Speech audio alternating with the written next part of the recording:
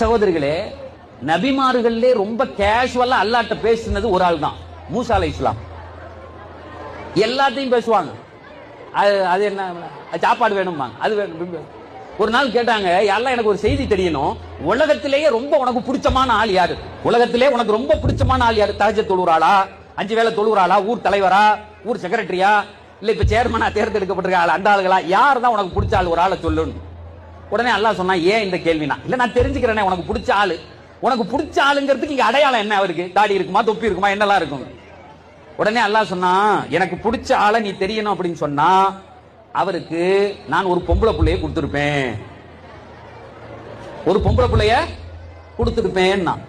மூசா அலைஹிஸ்ஸலாமுக்கு சாக்கு. நம்ம கேட்டது வேற கேள்வி, இது அடையாள ரீதியான கேள்வி. அல்லாஹ் பதில் வேற சொல்றானே அப்படின்னு சொல்லிட்டு கொஞ்சம் யோசிச்சுட்டு சொன்னாங்க, சரி அதை விட பொம்பளை பிள்ளை கொடுக்கறத விட அடுத்து ரெண்டாவது உனக்கு யாரையாவது பிடிச்சா இந்த உலகத்துல நீ என்ன அடையாளத்தை கொண்டு காட்டுவாய்? உன்னை திரும்ப அல்லாஹ் சொன்னா, அவருக்கு இன்னொரு பொம்பளையை நான் கொடுப்பேன், இன்னொரு குழந்தையை, பெண் குழந்தையை தருவேன். சகோதரிகளை நல்லா நீங்கள் யார் என்பதை இஸ்லாம் புரிய வைக்கிறது. நீங்க உங்க தகப்பனாருடைய சந்தோஷம், உங்கள் வீட்டினுடைய அருள், நீங்கள் போன வீட்டிற்கும் பிறந்த வீட்டிற்கும் உங்களால் கிடைத்த பரக்கத்துக்கள் ஒன்று ரெண்டல்ல. நீங்க உங்க கணவன்ட்டையும் உங்க தகப்பனார்ட்டையும் சொல்லணும், நாங்கள் இறைவனின் அருள், என்னை வச்சுதாங்க நீ வாழ்றேன்னு சொல்லணும்.